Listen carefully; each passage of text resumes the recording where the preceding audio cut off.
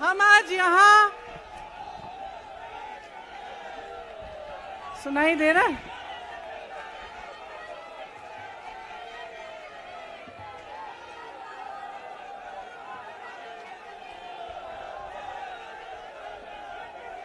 सुनिए,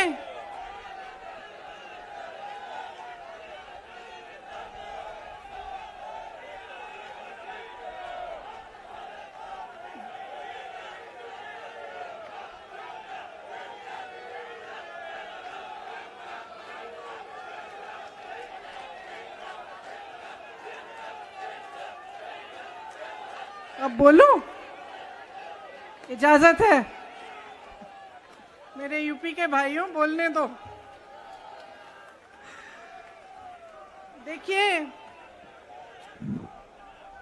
यहाँ पे बैठे हुए मेरे मन में एक पुरानी बात आई। 32 साल पुरानी बात है। मई 1991 की बात है।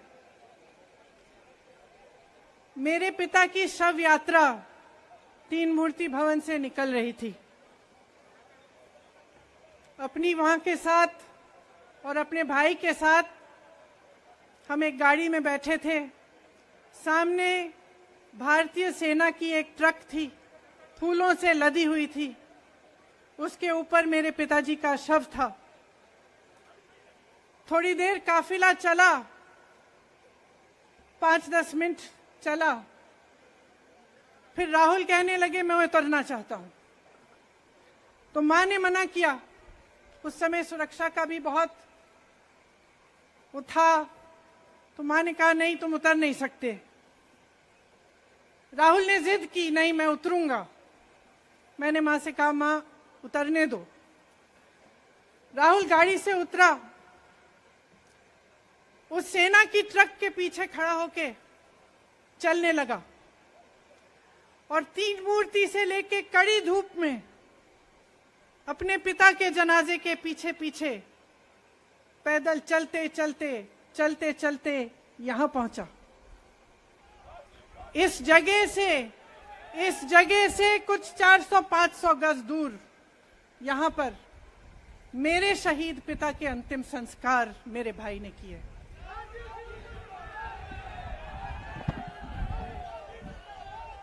सुनिए, वो चित्र मेरे दिमाग में अभी भी है, मेरे मन में है। मेरे पिता का शव इस तिरंगे झंडे में लपेटा गया था। इस तिरंगे के नीचे मेरे पिता का शव था और उसके पीछे चलते चलते मेरा भाई यहां आया। उस शहीद पिता का अपमान भरी संसद में किया जाता है। उस शहीद के बेटे को आप देशद्रोही कहते हैं, आप मीर जाफर कहते हैं, उसकी आप मां का अपमान करते हैं।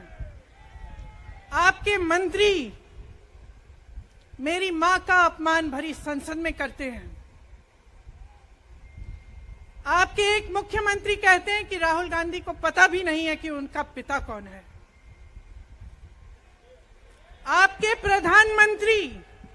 आपके प्रधानमंत्री भरी संसद में खड़े होकर कहते हैं कि ये परिवार नेहरू नाम को इस्तेमाल क्यों नहीं करता। पूरे परिवार का अपमान करते हैं। कश्मीरी पंडित समाज के रिवाज का अपमान करते हैं, जिसके तहत एक बेटा अपने बाप के मरने पर पगड़ी पहनता है, परिवार की परंपरा को आगे बढ़ाता है। लेकिन आप पर कोई मुकदमा नहीं होता।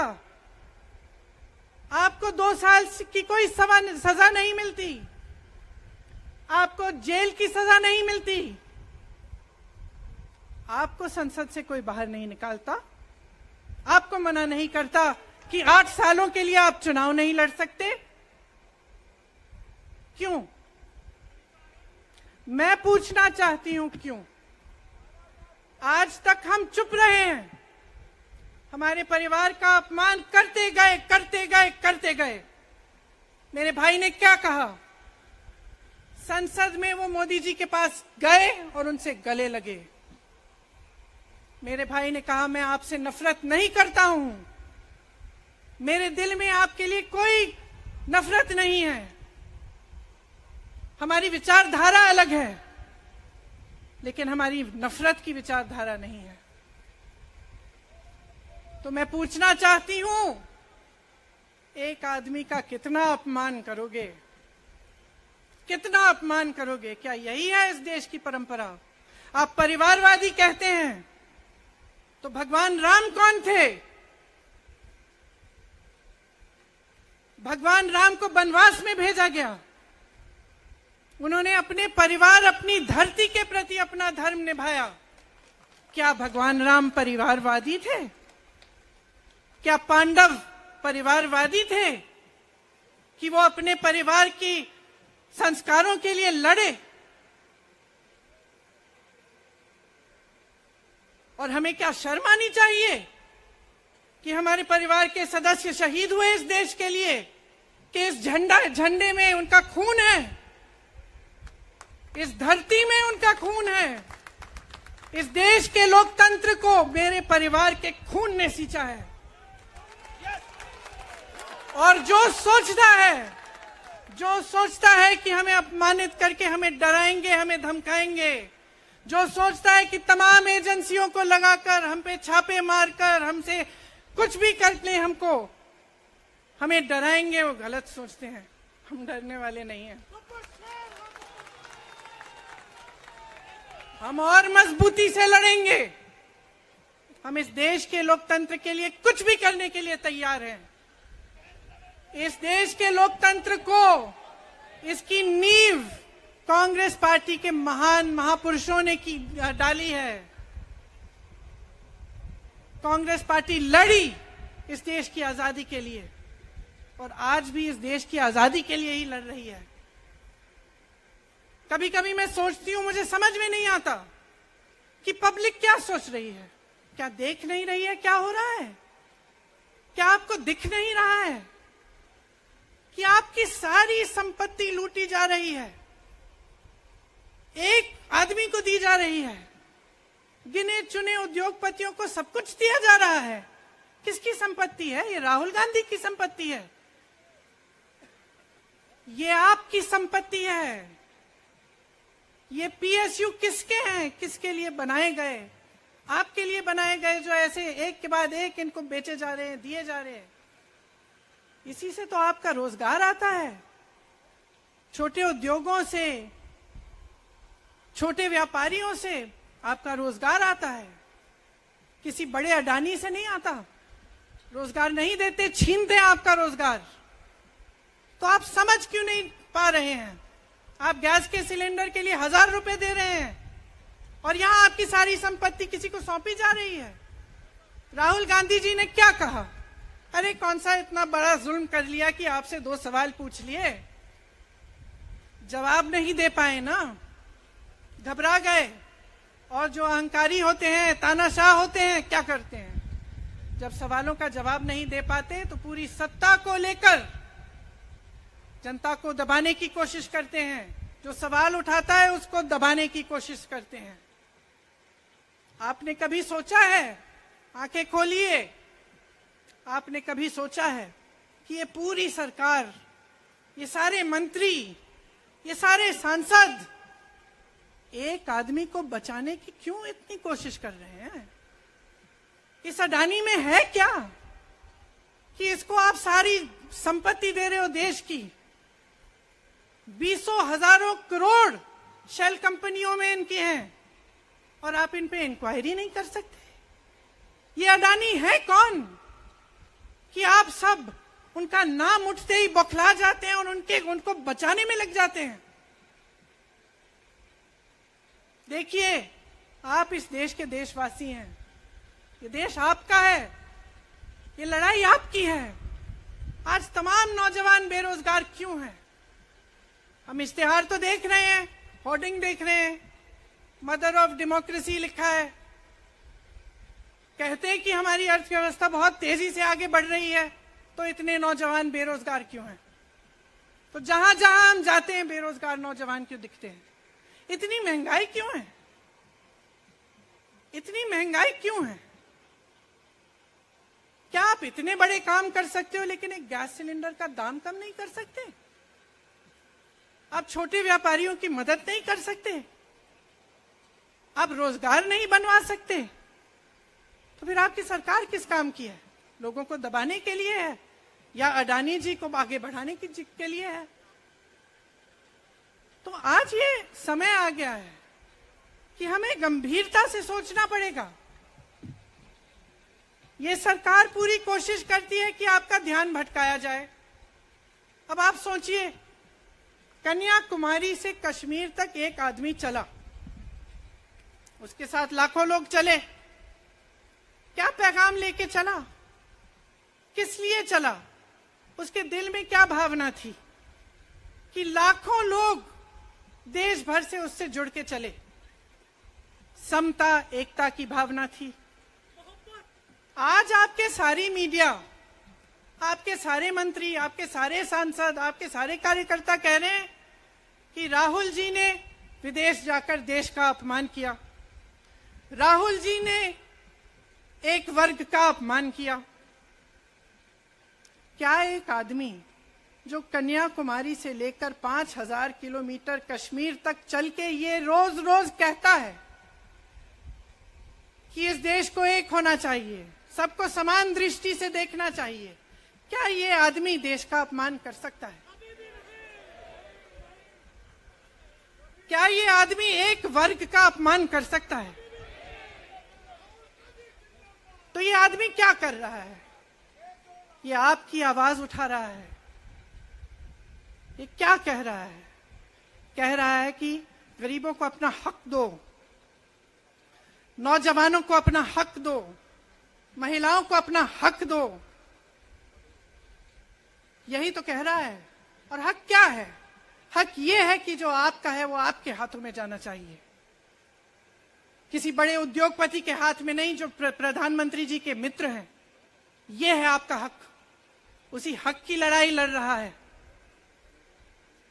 तो आप समझिए, ये एक इंसान की बात नहीं है, ये एक राहुल गांधी की बात नहीं है, ये पूरे देश की बात है। जब हम कहते हैं लोकतंत्र को बचाना है, तो हम किस बात की को बचाने की कह रहे हैं? क्या कह रहे हैं हम? लोकतंत्र क्या होता है? खुल के जवाब मांगो, सवाल उठाओ। यही तो लोकतंत्र है कि आपको कोई आपत्ति है, कोई समस्या है, आप किसी के पास जाकर अपना हक मांग सकते हैं। आप कह सकते हैं भाई हमारे लिए ये क्यों नहीं किया, इतनी महंगाई क्यों है, हमारे लिए रोजगार क्यों नहीं बनाए। लेकिन आज यही हक आपसे छीना जा रहा है और आपका ध्यान इधर उधर भटकाया जाता है और इतनी चीजों को फैलाया जाता है जो सच नहीं है, झूठों को फैलाया जाता है। आप सोचिए, राहुल गांधी दुनिया के सबसे बड़े जो शिक्षा के संस्थान है वहां से पढ़ के आए हैं। हार्वर्ड और कैम्ब्रिज की उनकी डिग्री है। कैम्ब्रिज से उन्होंने इकोनॉमिक्स में मास्टर्स डिग्री, एमफिल डिग्री उनको मिली। आप उसको पप्पू बनाते हैं। पूरे देश भर में आपकी सहायता के साथ मेरे मीडिया के दोस्तों, डिग्री आपने देखी नहीं, सच्चाई आपने देखा नहीं, उनको पप्पू बना दिया। फिर पता चला कि ये पप्पू तो यात्रा में निकल आया और पता चला कि ये तो पप्पू है ही नहीं। इसके साथ तो लाखों लोग चल रहे हैं। ये ईमानदार भी है, ये सब बातों को समझता भी है, ये जनता के बीच जा रहा है, जनता की समस्याओं को सुन रहा है, तो जनता इसके साथ चली जा रही है। तो घबरा गए कि राहुल गांधी ने संसद में वो सवाल उठाए जिनका उनके पास जवाब नहीं है।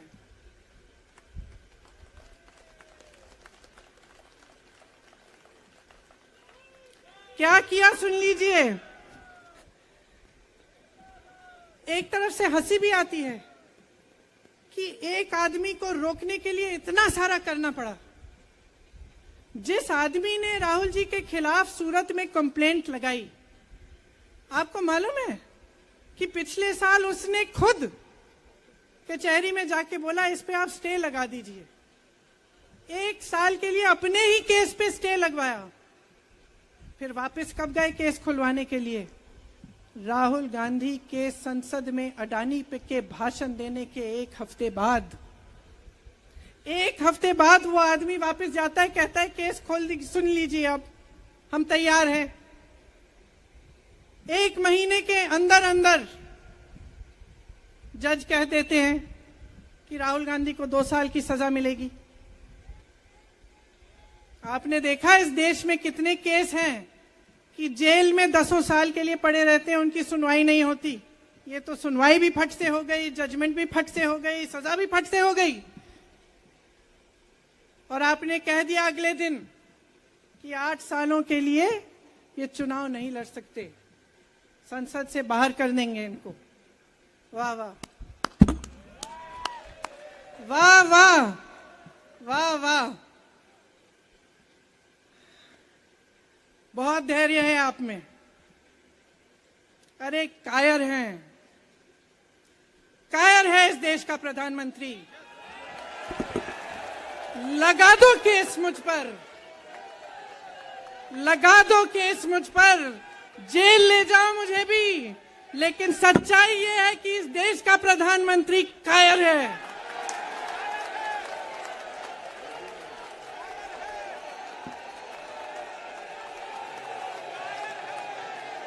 अपनी सत्ता के पीछे छुपा हुआ है, अहंकारी है। और इस देश की बहुत पुरानी परंपरा है, इस देश की बहुत पुरानी परंपरा है, हिंदू धर्म की पुरानी परंपरा है कि अहंकारी राजा को जनता जवाब देती है। और इस देश की बहुत पुरानी परंपरा है कि अहंकारी राजा को ये देश पहचानता है। मेरे परिवार ने मुझे एक चीज सिखाई है कि ये देश दिल से बोलता है और दिल से सुनता है। ये देश सच्चाई को पहचानता है। और मैं जानती हूं कि आज वो दिन है जब से सारा कुछ बदलने लगेगा।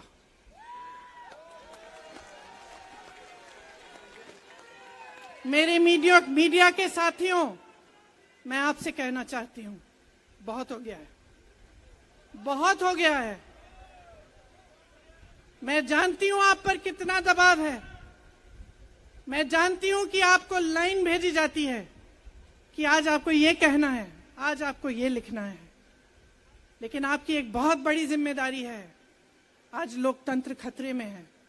अगर सरकार सवाल उठाने वाले को 8 सालों के लिए संसद से निकाल सकती है, अगर कह सकती है कि तुम्हें चुनाव लड़ने की ही इजाजत नहीं है, तो बहुत गड़बड़ है, बहुत गलत हो रहा है। और ये लोकतंत्र के लिए ठीक नहीं है, ये इस देश के लिए ठीक नहीं है। जब आप पत्रकार बने, शुरू में जब आप काम के लिए आए, तो आपके दिल में भी ये होगी बात कि देश के लिए मैं सच्चाई बोलूंगा, मैं सच्चाई बोलूंगी। आज आप बोल नहीं पा रहे हैं, हिम्मत करिए, खड़े हो जाइए आप भी। और जैसे खड़गे जी ने कहा कि तमाम पार्टियों ने आज अपनी आवाज उठाई है, उनका हम सब धन्यवाद देते हैं। और हम सबको एक होना पड़ेगा। इसलिए होना पड़ेगा क्योंकि आज ये देश खतरे में है।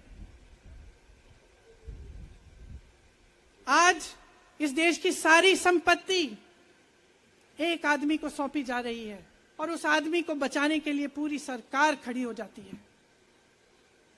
बहुत गलत हो रहा है। अगर आज मेरे भाइयों और बहनों आप इसको पहचान नहीं पाएंगे तो इस देश को बहुत खतरे में डाल देंगे। इसीलिए यहां खड़े हुए महात्मा गांधी जी की समाधि के कुछ ही गज दूर खड़े हुए मैं आपको याद दिलाती हूं कि कितनों ने इस देश के लिए अपना खून बहाया है,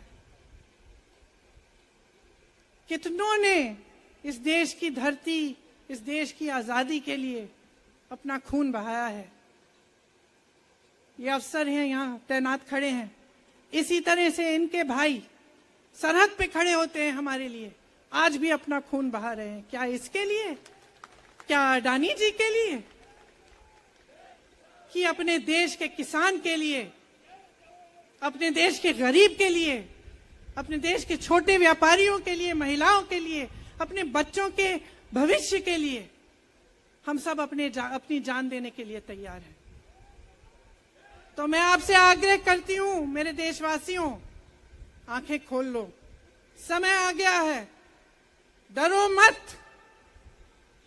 राहुल गांधी के शब्दों में डरो मत, इनका सामना करने का समय आ गया है। एकजुट हो जाओ, सामना करो, इस देश की सच्चाई को उभारो, इस देश की एकता को बनाए रखो और इस देश को आगे बढ़ाओ। जय हिंद, जय हिंद, जय हिंद।